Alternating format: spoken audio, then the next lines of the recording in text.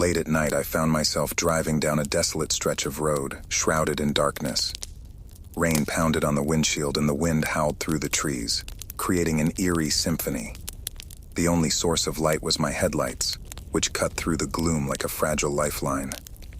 I was on my way home from a friend's house, regretting the decision to take this shortcut through the woods. As I navigated the twisting path, my imagination began to play tricks on me.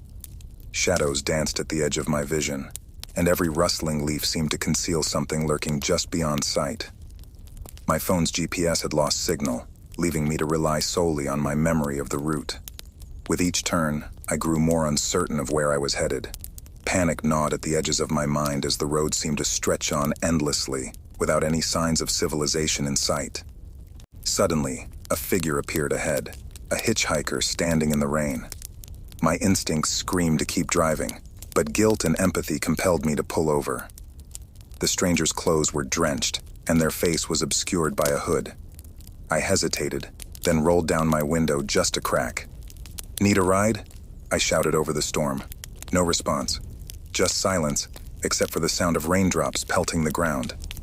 "Hey, are you okay?" I asked, my voice quivering. Slowly, the figure raised its head to reveal a pale, gaunt face, illuminated by the dim glow of my headlights. I caught a glimpse of hollow eyes and a twisted grin beneath the hood. Goosebumps prickled my skin, and a chill ran down my spine. Before I could react, the hitchhiker's hand shot out, fingers like claws gripping the edge of my window. My heart raced as I slammed my foot on the gas pedal. The tires screeched as I sped away, leaving the sinister stranger behind in the rain. My pulse pounded in my ears as I continued down the road, glancing in the rearview mirror to ensure I wasn't being followed. But what I saw made my blood run cold. The hitchhiker was standing in the middle of the road, illuminated by a distant flash of lightning. Their grin was wider now, impossibly wide, stretching across their face in a grotesque mockery of a smile. My grip on the steering wheel tightened as I drove faster, desperate to escape the nightmarish encounter. With each passing mile, I prayed to see the welcoming glow of streetlights or the outline of a familiar building. But the road ahead remained shrouded in darkness, and a sinking feeling settled in my gut. As I rounded a bend, a blinding flash of lightning revealed a road sign up ahead. Relief flooded over me as I recognized the name of a nearby town. My heart still raced, but there was a glimmer of hope that I was heading in the right direction. Finally, I emerged from the woods and onto a well-lit street lined with houses. The rain began to ease, and I let out a shaky breath. I glanced in my rearview mirror, half expecting to see the hitchhiker's ghastly face again, but the road behind me was empty. I pulled into a gas station, my hands trembling as I parked the car. The attendant gave me a concerned look as I stepped out, my clothes soaked from both rain and fear. "You okay, buddy?" he asked. I nodded, unable to find my voice just yet. I spent the next few moments catching my breath and reassuring myself that I was safe. Whether it was a figment of my imagination or something more sinister, I couldn't deny the terror that had gripped me on that desolate road.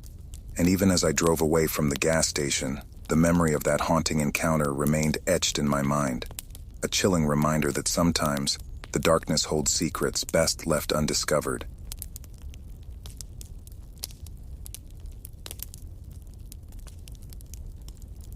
A camping trip with friends turned chilling when we stumbled upon an abandoned cabin deep in the woods.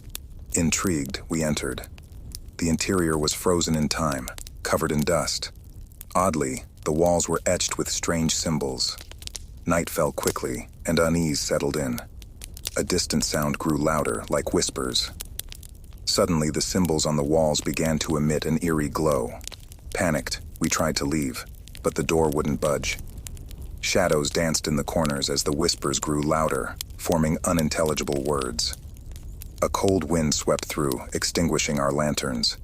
One by one, our lights went out, and darkness enveloped us. A voice emerged from the void, chilling to the bone. A shape materialized, a figure covered in the symbols. It spoke of a forgotten pact, of darkness seeking to escape. Desperation fueled our fight to escape. We kicked and pounded on the door until it finally gave way. Fleeing into the night, we glanced back at the cabin, now consumed by an otherworldly darkness. Even now, safe at home, The memory haunts me. The symbols, the voice, the pact. I fear what we might have unleashed from that accursed cabin in the woods.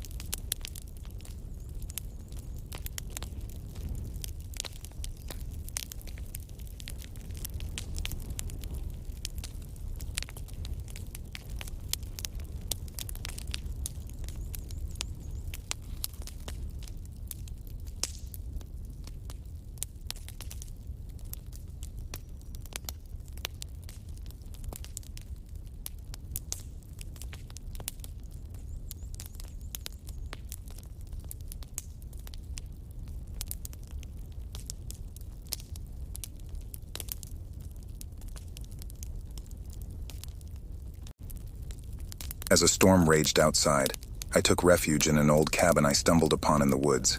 The interior was rustic but cozy. As I settled in, a tapping sound started on the windows. I brushed it off as rain and continued reading. The tapping grew more insistent, accompanied by faint whispers that seemed to echo through the walls. Unease crept over me, but I dismissed it as my imagination. Suddenly, a photo on the wall crashed to the ground, and a cold breeze swept through the room, extinguishing the fire. I grabbed a flashlight and searched for candles. In the dim light, I noticed a trail of wet footprints leading from the window to the fireplace. Heart pounding, I followed the trail, and the whispers grew louder, forming words. "Leave now." Fear gnawed at me, but my curiosity drove me forward. The trail led to a trapdoor under a worn-out rug.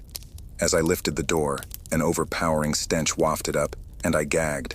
The beam of my flashlight revealed a hidden basement with damp walls and a rusted chair. Suddenly, the door slammed shut behind me, and the whispers turned into menacing laughter. I rushed to the door, but it wouldn't budge. Panic rising, I turned to face the basement. Shadows danced on the walls, and I heard faint cries for help.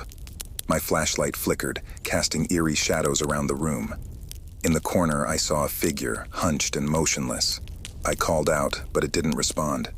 I approached cautiously, heart pounding. As I got closer, I saw its face, a grotesque mask, frozen in a sinister grin. Terror coursed through me, and I stumbled backward. The figure slowly turned its head to lock eyes with me, empty sockets staring into my soul. I screamed and pounded on the door, desperate to escape. The figure began to move, its limbs contorting in unnatural ways. It stepped forward, and I could hear bones cracking as it advanced. With a final burst of adrenaline, I managed to force the trapdoor open and scrambled out. I sprinted through the cabin, not looking back until I was deep in the woods. Rain soaked me, but I didn't stop until I saw the distant glow of streetlights. Days later, the cabin burned down under mysterious circumstances, leaving behind only ashes and questions. I never found out what had been in that basement, but the image of that twisted figure still haunts my nightmares. A chilling reminder of the terrors that can lie hidden in the darkness.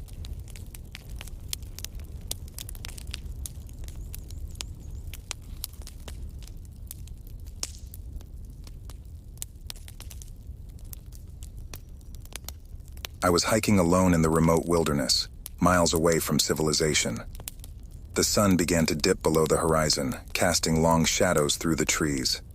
A sense of unease crept over me, but I brushed it off as my imagination. I found a small clearing and set up my campsite. As darkness settled, a strange rustling echoed nearby. I dismissed it as a woodland creature and focused on my campfire. The crackling flames offered a comforting glow, but the forest beyond remained an impenetrable wall of black.